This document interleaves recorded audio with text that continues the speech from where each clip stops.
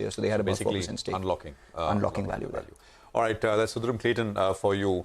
Let's get one more view, an important one on the debt mutual funds issue. Deepak Shenoy of Capitalmind watches all things, especially things like this very carefully and has a wide-ranging perspective. Deepak, good to have you with us here. We've been discussing the changes, of course, from when we started this morning. But the one question which remains is, what are the implications of this now? From the 1st of April, of course, they become extremely unattractive as a category, debt mutual funds. So where will this money go, which was going into these schemes? That's a good question. In fact, I think one of the problems right now is it's kind of hit us all of a sudden. But in general, I would say what is happening right now is that you are getting a deferral of the coupons. So if you own a bond or a fixed deposit directly, even when you get the interest, you have to pay the tax on that interest, regardless of whether you use that money or not. In a mutual fund, you can choose to defer it. But earlier, as in right now, whatever mutual funds you buy, you also get the benefit of indexation when you hold on to the fund for more than 3 years, which reduces your effective tax rate to a very little, because if your inflation is 5% and you're getting about 8% on a bond, you're paying a lower tax rate of 20% only on the difference between inflation and the return you've made. So if you've got 8 and 5, you're paying only 3. So it was a relatively more favorable tax scheme for mutual funds specifically. I think what they've done is they've decided that this is not the intention, or because they removed the MLD taxation, which was also a similar concept where people held for 3 years, got debt returns, got relatively low taxes, and were still able to get high returns if they held for 3 years. So they've cut the loophole for debt mutual funds as well. I think this is not very good for the debt markets in particular, as they were starting to develop. It's a more institutional market.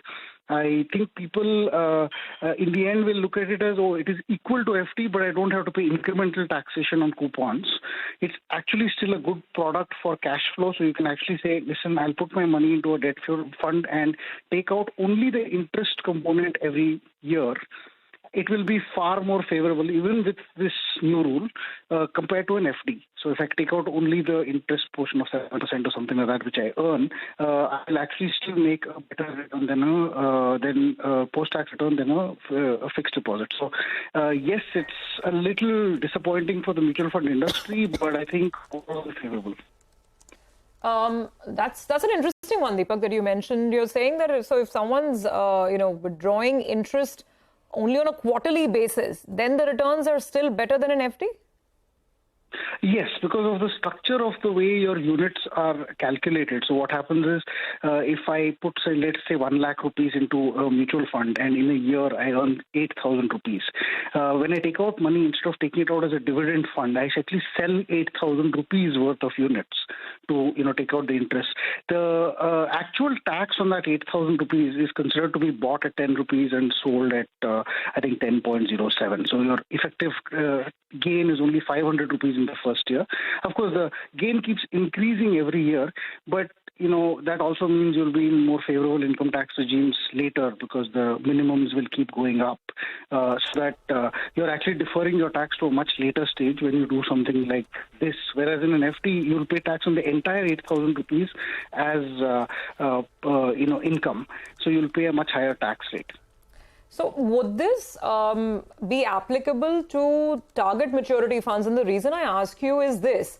I think it was target maturity which retail started understanding as a category, and therefore the mobilization of AUM over there. Gurmeet was with us on the show just a while back, and he was saying target maturity has an AUM of almost 2 lakh crores out of the total 40 lakh crores.